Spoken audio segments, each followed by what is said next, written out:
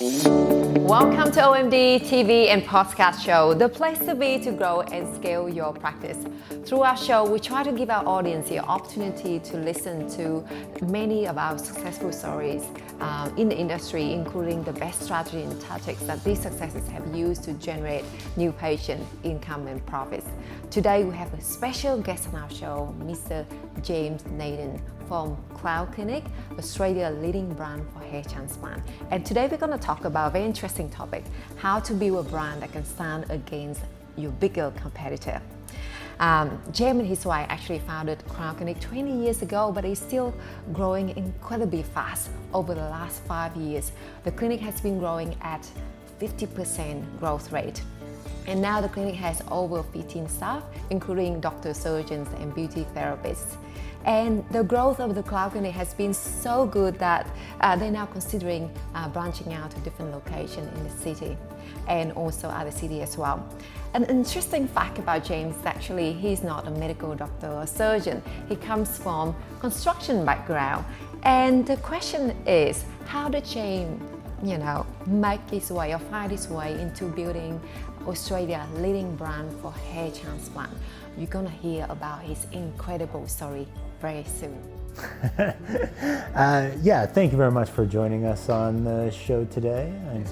I know that our audience is going to enjoy the insights that you have into developing the business that you're currently running. We know you. We've had a chance to chat with you quite a bit, so we're familiar with you. But if you don't mind, just maybe telling our audience a little bit more about yourself and Crown Clinic. Yeah, sure. Yeah, I started the Crown Clinic 20 years ago. I got the opportunity to see a hair transplant being performed, and I really liked what I saw, and I really believed it was something that can help people and change their lives for the better. We set the Crown Clinic up and based on an existing business. And from there we just learnt the ropes, and we made all the mistakes that everybody does along the way. And for the first decade or so, we just worked hard, built the business.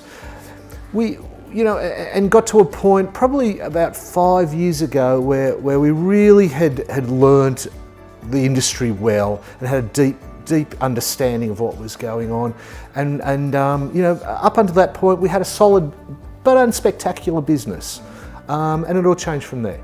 Interesting. So you'd say about 15 years of really understanding the marketplace and really developing your brand before it started to really hit its stride? Yeah, I'd say so. Performing surgery is not an easy thing to do, and a lot of components have got to come together to really be a person who is of great ethics and can provide the results that you need to be providing when you're changing people's lives like this. I just think that's a valuable idea for people to understand that this isn't overnight kind of work. And so it's important that there is a long haul process to it. I think it took me about 15 years to become an overnight sensation. Yeah, exactly. Exactly. And you yourself are, as we kind of touched on in the introduction, you don't have a history in this industry. Who are you? Who are you, James? Well, as Juan said at the start, I came from a construction background, but I didn't see my long-term future there, and I wanted to be involved in a business that didn't have the same sort of parameters as that industry. So when I got the opportunity to have a look at this industry and see what it was about, I liked what I saw, and I really believed I could eke out a future and a place for myself within that industry. Yeah, sure. Great. So as we all know, hair transplant is a super competitive industry. You got competitors from left to right, from big brands like Ashley and Martin to overseas clinics in Turkey, Thailand, and India. How have you successfully built a brand that can, keep attracting prospects in the face of this type of competition? I think it just takes time, and as I said, that 15 years. The real journey of the 15 years was to understand exactly who you are and be able to articulate that to your audience. Okay. You have to have a strong brand, and it has to have real values. It's really got to stand for something. Yeah. And that permeates its way right through your marketing, how you treat people, how you speak to people, and how you conduct yourself in general. It's a long journey to have that depth of knowledge. Yeah. Okay, whereas, sure, I could have said, oh, we did well after 5 years or 2 years or whatever it may be, but it really takes that many years to basically achieve mastery within that industry, where you can really, look at other much larger organisations, much more established names than you, and really know that what you're doing is making a difference and is resonating with the public. And would you say that evolution is something where it's adapting to maybe errors that you made, or just sort of a continuous evolution? I suppose evolution's probably not the right word, Right. because the mistakes you make, as I say to my staff quite often, the mistakes you make are what make you, and the tough people that you deal with are also the ones that you learn from.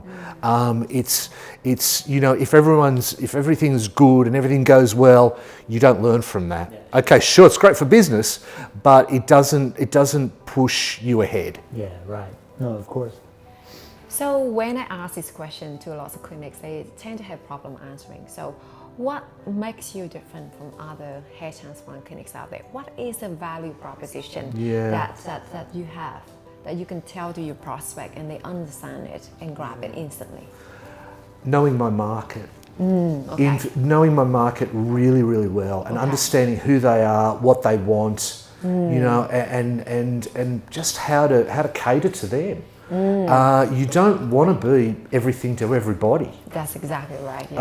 You want to know who the people you are, you're marketing to. You want to know who the people, what they want from you, what they expect from you as well. And you need to mould your organisation once again behind, your vision for your business, what your values of your business are.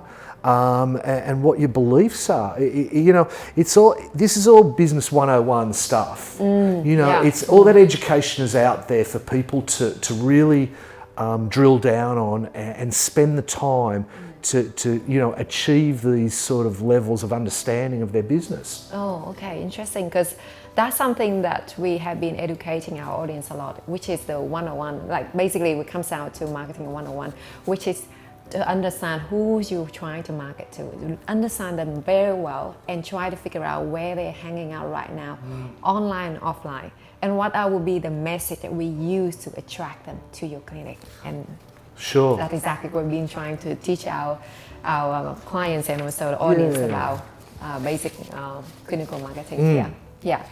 So obviously, we all know that you don't have a medical background. You have a very solid construction and business background. And in order to grow a successful medical clinic, where do you get the knowledge from? The only medical knowledge, and how comfortable are you medically when it comes to? Well, I'm comfortably years down the track, but in the early days, I relied a lot on our surgeons, and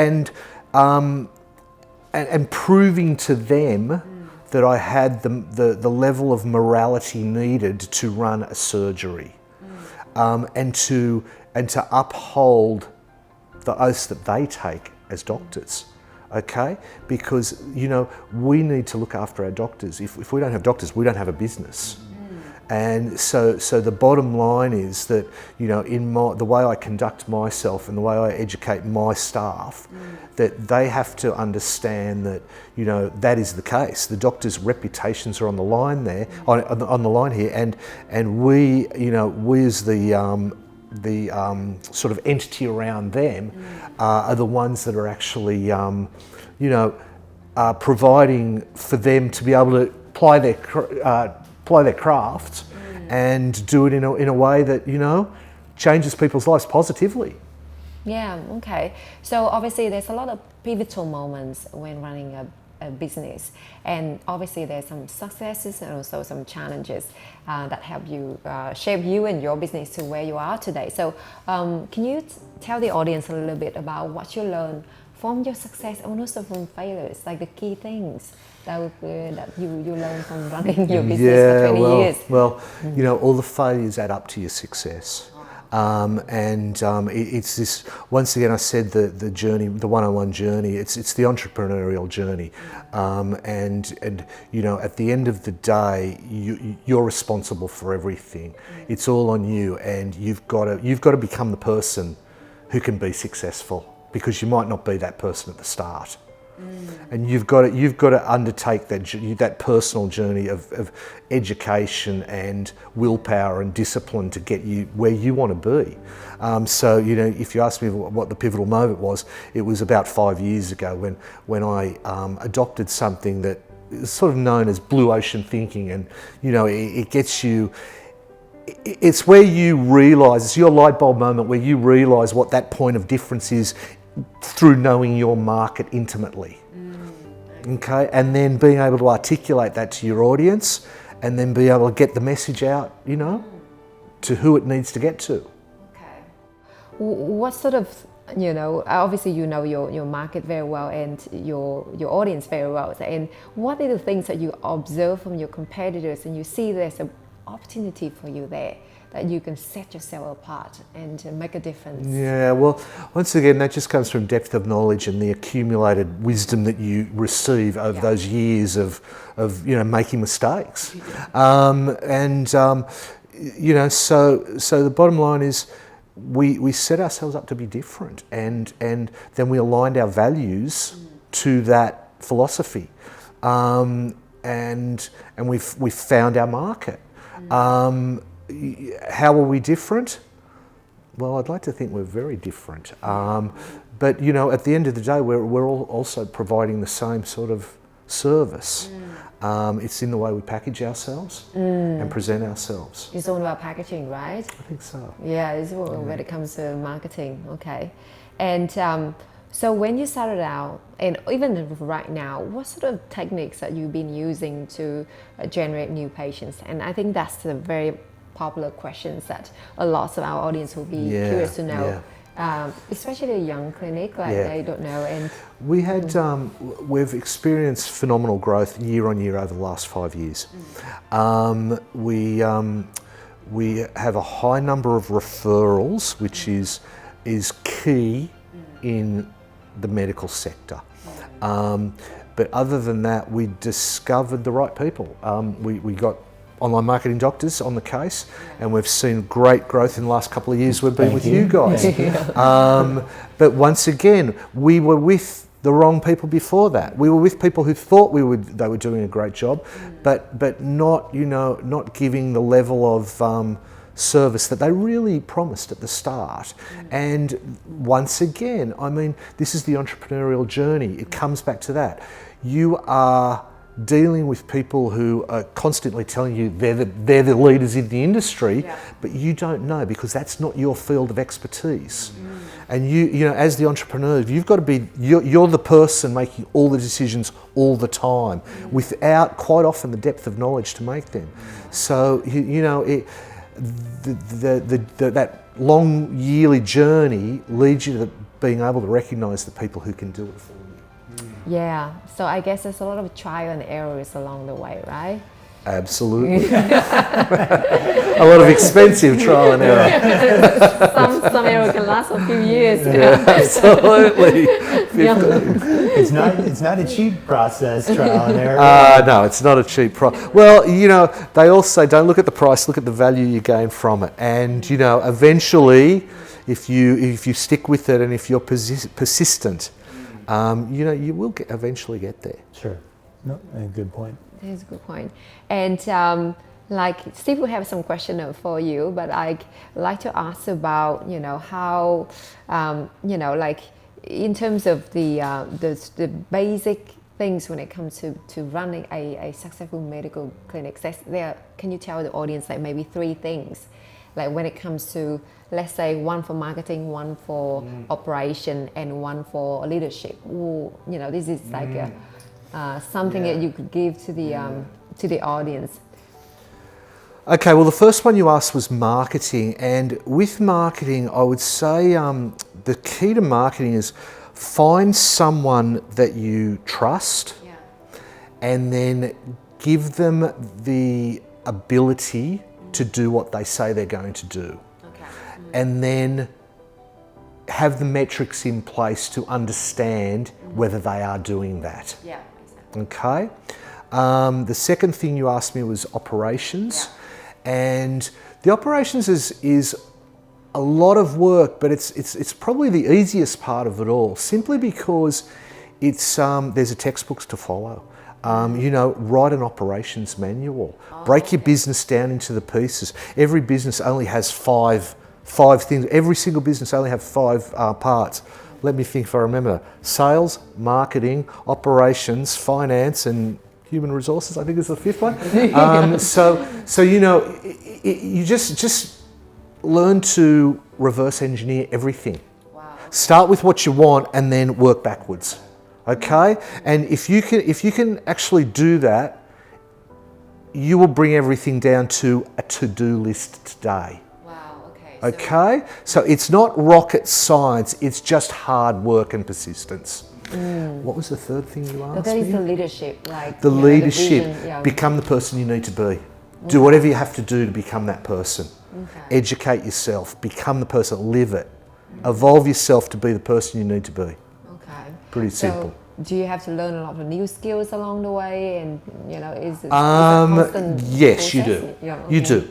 But you know, when you sort of get to the level that you've been running a business for so many years, you tend to seek out the people who can give you the information you need. You get good at these skills. And once again, it just comes back to that persistence.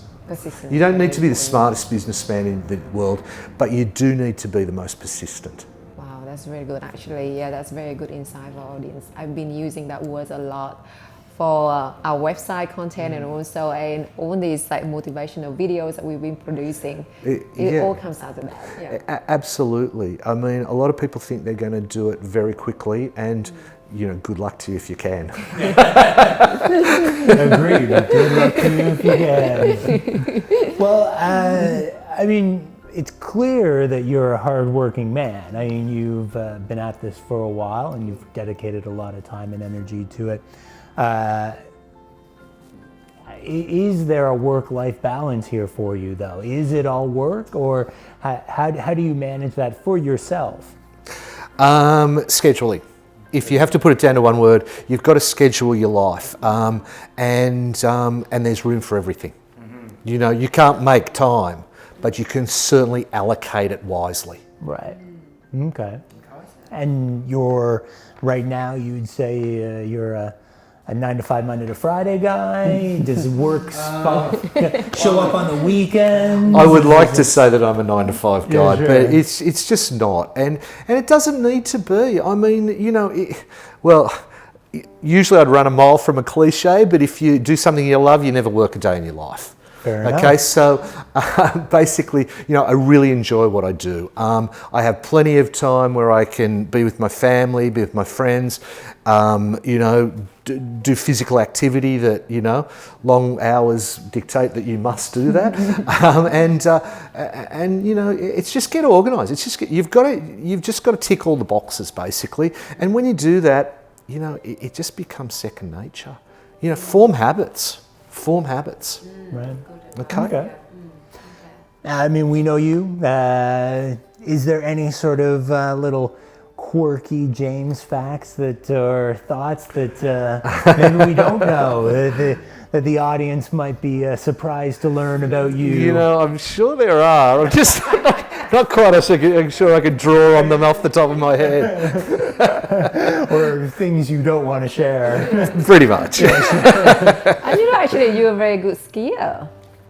Yes, I've skied my whole life. I ski in Australia probably 2 or 3 weeks of the year, and I go overseas every year and ski over there for a few weeks of the year, and it definitely is one of my number one passions. Yeah. And a much needed de-stress. Oh, absolutely. You know, I mean, if you're working really, really hard, you need big rewards. And to me, my big reward is every year I get to take my wife and my kids overseas skiing for a few weeks. Yeah, you know, it's what we do. We love it. Great. Okay. Now, the topic of today's show was sort of this idea around how you can build a brand in the face of sort of larger, sort of established brands. And, you know, we appreciate the advice that you've given so far for today for our audiences. Is there any sort of parting final advice that you'd have for someone who may be in a position right now where they're considering a very similar type of move of building something in the face of such a strong competition? See it where it matters most. Have a really strong vision. And if you have a vision, you have a North Star. You've got something to keep you going through the bad times and the difficult times. And you know, your vision forms your beliefs, and you always act in accordance with your beliefs, so they're very powerful. You know, from that, you know, that gives you your why. That gives you why you're doing it, why you're getting out of bed at 5 a.m. every morning and getting home at 8 o'clock at night. I mean, that's what drives you. And from that, just reverse engineer everything. Work out what you want and then work out how to do it. Work out your strategy and work it, and just refine everything down to a to-do list. Okay? And tick it off every day. Excellent advice. Thank you very much. Well, thank you, James, for joining us on the show today and providing your insights and knowledge about building a brand. And I know that our audience will find it very rewarding and very valuable. Great, thank you very much.